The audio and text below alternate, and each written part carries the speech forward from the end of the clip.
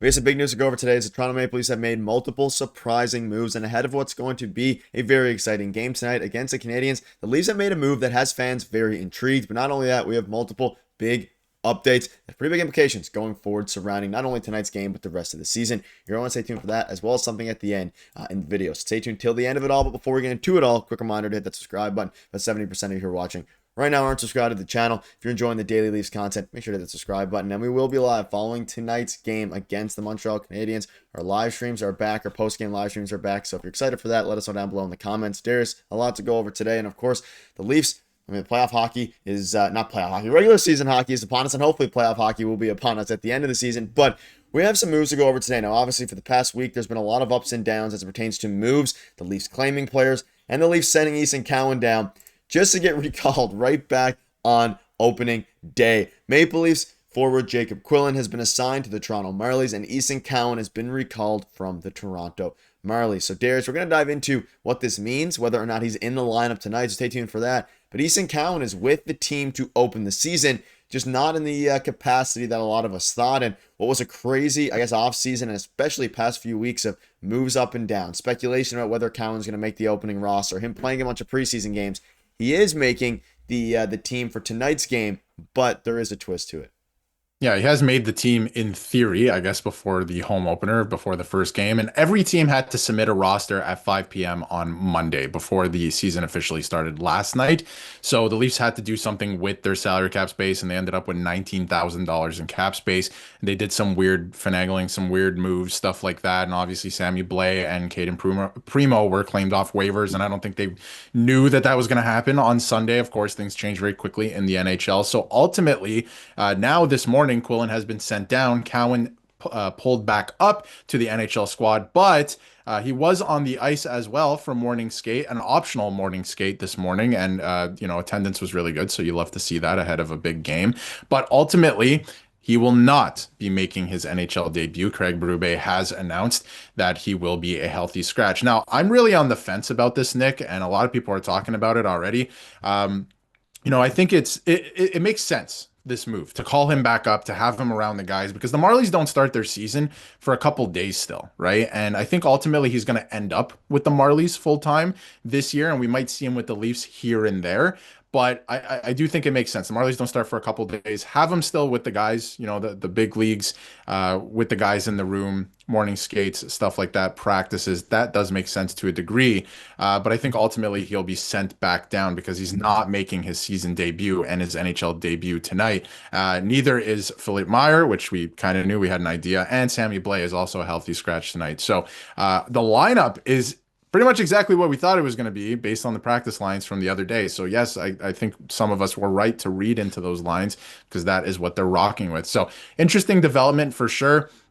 I think Berube has been very careful with this player. He thinks that he's ready. He thinks he can play a role on this team. But I think for his development, like Living has been saying, they want him to play games, right? And he's not doing that tonight. So ultimately, I think he'll be sent back down to the Marlies. But keeping him up until the Marlies officially start their season to practice with the big club does make sense in my eyes. Yeah, and obviously Berube came out and said and revealed that he won't be playing tonight. We don't want him sitting out. We want him playing. We chose tonight that he will not play. So you mentioned they might send him down. They could play him in their next game for, at this point, for all we know. There is a chance that they, maybe give him a few games and then send him down before the Marlies season, like you mentioned, gets fully in. I would expect that, they called him up, like you mentioned. Marlies season hasn't quite started yet. Get him comfortable with the team.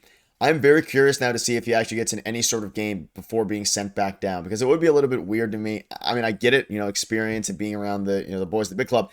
I would like to see him actually play a game at least and get his NHL debut under him and then take that into the Marlies season. And Craig Berube did confirm that, again, he's scratched, but he's up here with us. We're happy about that. He's here. And a lot of this will have to depend on, of course, how the other players do. If Jarnkrok Croak and Robertson start to struggle early, and I'm not saying in today's game, but I'm saying just in general, early on in the season, things should take a quick turn, and Cowan has to be ready to go. And I think that's something else. But it's a weird move if they're not going to play him at any point. But I do understand, even if they don't, how that would go. And let's not waste any more time here. Let's dive into the starting lineup for tonight's game, because let's look into it. We covered it in yesterday's video a little bit here. You can see it is Matthew Nyes, Austin Matthews, And funny enough, after all the speculation this year and this offseason, Michelli is going to be on that first line, which is the the line that was on the first ever, I think, training camp practice. We saw that Yep. because Domi was hurt. And then you have McMahon, Tavares, Nylander, Joshua, Domi, Robertson, and Lawrence Waugh and Callie Yarncroke. So this is where things get interesting here. That fourth line, we haven't really seen too much from them. How will that do? And of course, the third line has Domi back at center. I honestly don't love these lines. The bottom six could be really good, and maybe they'll find a diamond in the rough as it pertains to the whole line. But Robertson, after all the weird speculation, he's back in. And it's funny, this is where we ended up after all the I guess dialogue this offseason. Yeah, and I think it is definitely funny that Michelli is on the first line after everything at this point. But I like the first line. I think they're going to be great. I think they're going to be creating a lot of chances. They're going to have a lot of jump. The second line will only go as far as Bobby McMahon's consistency. He needs to find consistency in his game, whether it's goal scoring or something, being physical, skating well, whatever it is. Find some level of consistency in your game, and then that line, obviously Nylander is going to lead the way, and those two will be great, him and Tavares. But you need that third piece to make the mix work, of course. I don't like that third line at all. I'm going to be honest. I don't like Domi at center. I don't think it's really, not that it's never worked, but he's better as a winger, but I get it. Lawton's out right now, and you have to make the lineup work to some degree. So I'm curious to see what Robertson does tonight as well, and was that big, checking influence on that line that can also score. And then the fourth line, again, Waugh, I'm interested to see what he's going to do. I think he should be playing an elevated role in this team, like as a third line center. But obviously, injuries to Scott Laughton changes things. But Callie Yarncroke as well, we'll see what he does. But it's a good thing, I guess, they kept some depth around, because this is what the lineup's looking tonight. The defense is obvious. We knew it was going to be like this. And then your goaltenders as well. Obviously, Stolarz getting the start tonight. Yeah, the biggest storyline for me, Michelli on the first line. This is going to be a brief, maybe, or maybe a long opportunity on the first line. But if he runs away with it early, they have no reason to change it if things work. And he's only 24 years old, and this was a guy that has potential here to be very, very exciting. So if he's the one I'm looking out for, and if he can really get things going, this is probably, I mean, undoubtedly the best line he's ever played on. And of course, he got, I think, down to the fourth line last year, and that's why he had such a bad season. Complete 180 for him, going from playing with fourth liners there in Utah to now playing with, of course, Austin Matthews and others. So going to be exciting. Matthew Nyes as well. A couple other things you can see here: a new season dawns in Toronto. The flags are back, the towels, I guess, if you want to call them that. A ton of things are back, and the good news is, you can see here, Anthony Stolarz is back, and we obviously know not that he was out with anything, but we get to watch him once again, freshly coming off of a new extension here with the Toronto Maple Leafs. He's something else to keep an eye on, because the goalie depth right now, something that is a huge strength for this team, is pretty thin. I have full faith in Stolarz, but at the same time, this is his first start now after being, signed to a contract. He's going to be here for the foreseeable future.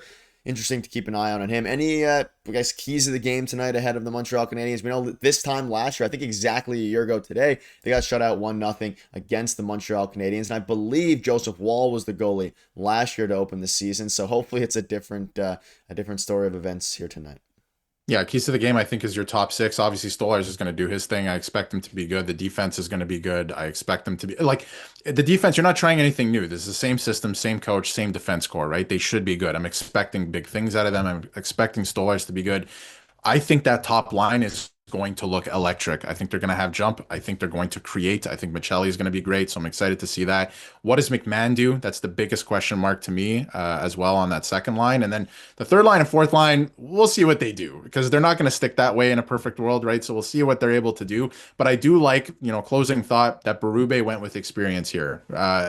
Cowan getting in would have been an exciting storyline. All of those things. Things can get away from you very quickly, and things can be sloppy in a home opener and a season opener. We saw that in a couple games last night. So ultimately, I do like that Berube went with experience and a group that, for the most part, except for a couple players, they've been here last year. Yeah, let us know below your thoughts are on that. We'll have a live stream following tonight's game. Stay tuned for that. Thank you guys for watching. See you later.